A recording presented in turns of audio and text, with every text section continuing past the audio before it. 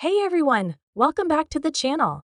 Today we have an incredibly heartwarming and lighthearted story straight from Buckingham Palace that's guaranteed to put a smile on your face. We're talking about King Charles getting caught up in a scrum, and no, not the kind you'd expect on a rugby field. This one came courtesy of the New Zealand women's rugby team, the Black Ferns. Stick around for all the details on this adorable moment, plus updates on the King's upcoming overseas tour and how he's managing his health. So, here's how it all went down. The Black Ferns, who are in the UK for a highly anticipated showdown with England's Red Roses, were invited to a special reception at Buckingham Palace.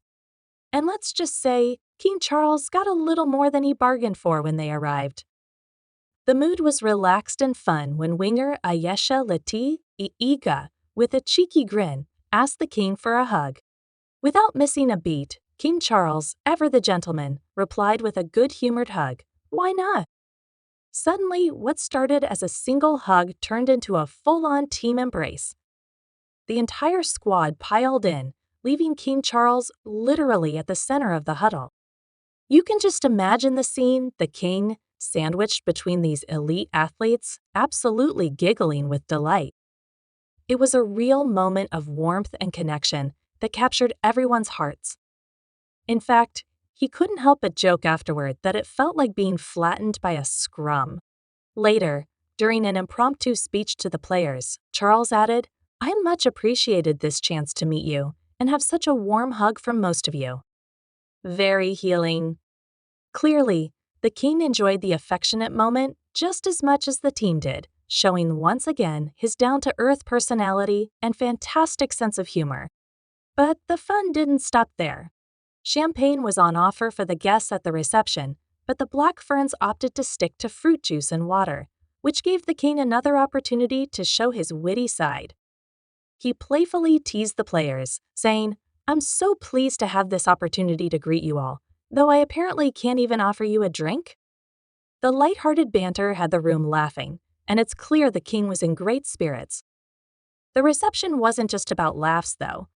It was filled with meaningful cultural exchanges. King Charles also participated in a hongji, the traditional MRI greeting, where people press their noses together, with Alan Bunting, the Black Ferns head coach. This simple yet powerful gesture is a sign of respect and connection in MRI culture. The team also honored the king by performing a waiata, a traditional MRI song, after Charles expressed his condolences for the recent passing of New Zealand's MRI king, Tuhisha. But the evening wasn't just about fun and tradition, it also marked a significant moment in the king's royal duties. Details were released about his upcoming overseas tour, the first since his cancer diagnosis earlier this year. While the king has been receiving treatment as an outpatient for an undisclosed form of cancer, he's still pushing forward with his royal commitments. Charles will be traveling to Australia and Samoa in October, where he'll represent the Commonwealth and preside over a major summit of world leaders. However, there was some bittersweet news for our friends in New Zealand. Unfortunately, due to doctor's orders, King Charles won't be able to visit New Zealand as part of this tour. He expressed his regret, saying, "I'm extremely sorry I can't come to New Zealand later in October because of doctor's orders, but I hope there'll be another excuse to come before not too long." It's clear the king has a soft spot for New Zealand, so fingers crossed we'll see him there in the near future.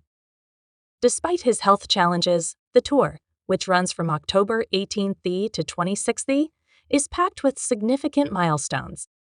Charles and Queen Camilla will be passing some important moments in their roles as monarch and consort, particularly as this will be King Charles' first time presiding over the Commonwealth heads of government meeting Chogam as head of state. He previously stood in for Queen Elizabeth at the last Chom in Rwanda, but this time it's all him.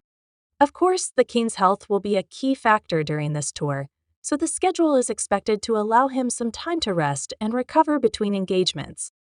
Long flights can be tough on anyone, let alone someone receiving cancer treatment, but the king's resilience and dedication to his role are truly inspiring. As the tour kicks off in the Southern Hemisphere, Charles will also be accompanied by Foreign Secretary David Lammy for what promises to be a significant diplomatic event.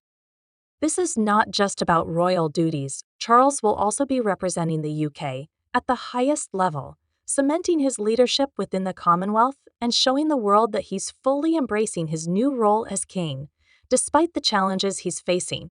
This story really highlights the kind of person King Charles is, not just a monarch, but someone who enjoys life's little moments, connects with people from all walks of life, and even keeps his sense of humor intact during tough times. Whether he's being mobbed by rugby players or hosting world leaders, it's clear that King Charles continues to shine in his new role. And that's it for today's video, folks. What do you think about King Charles' heartwarming encounter with the Black Ferns? Do you think he'll make it to New Zealand soon? Let me know your thoughts in the comments below. Don't forget to hit that like button if you enjoyed this video, and subscribe for more updates on the royals and everything happening around the world. Thanks for watching, and I'll catch you in the next one.